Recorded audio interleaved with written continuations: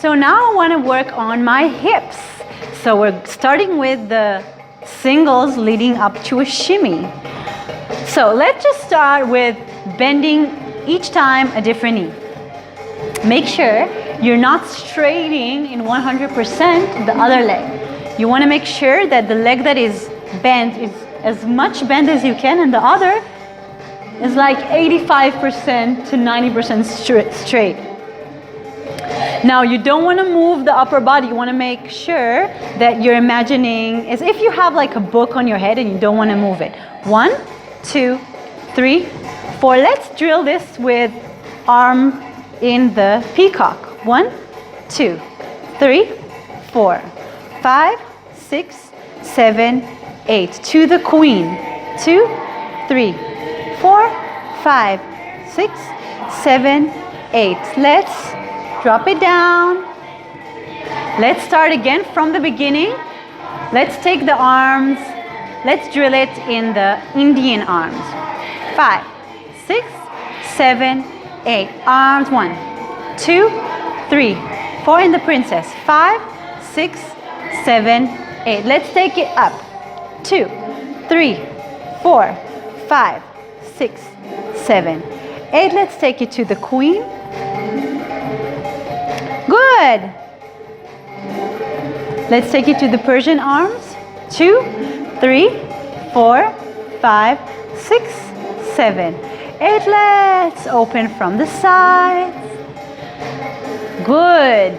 Let's drill it a little bit faster with the arms. 1, 2, 3, 4. Hips stay the same. 6, 7, 8. 1, 2, 3, 4, 5, 6, 7 again. 1, 2, 3, 4. Every two times I'm changing. 1, 2. Open. Good. Let's bring up the pace of the hips. 1, 2, 3, 4, 5, 6, 7, 8.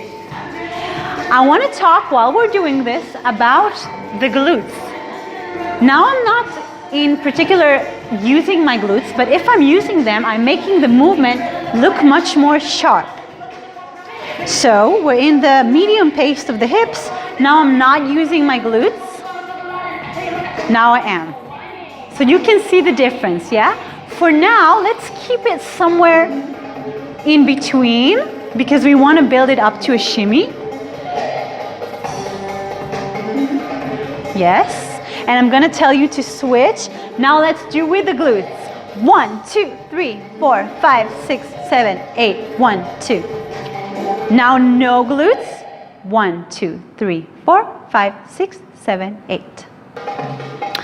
So now I want to continue and I want to build it up to a shimmy. So let's go to... So to do that, I really want to come back again and make sure that I am using as much as I can from my hip movement range. Good.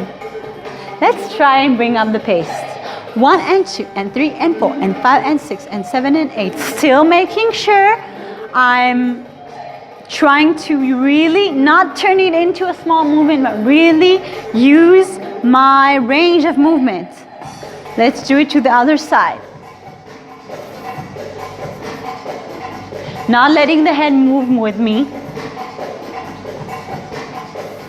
Good.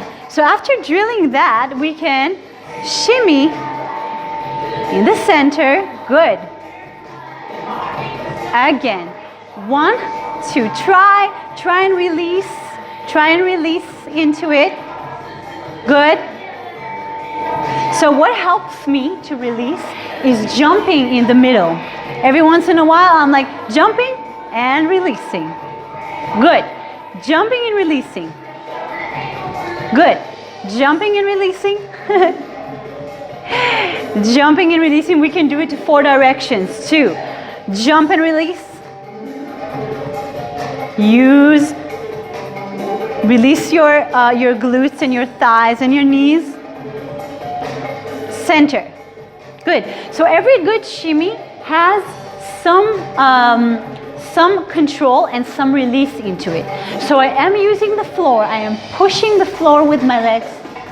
I am moving my knees, yeah? So I am doing an action, but I'm trying to release into it. I know it sounds easy and maybe it feels hard, but as you practice it slow, with the glutes, without the glutes, then you're faster. With the time, you'll see that your body is already used to this movement and he can release it much more easily. So to be controlling of this movement, to control this movement, we have to work our way through it. Do it slow. Do it faster. Make sure we have range of movement. Make sure our head doesn't move, and then work our way to a shimmy.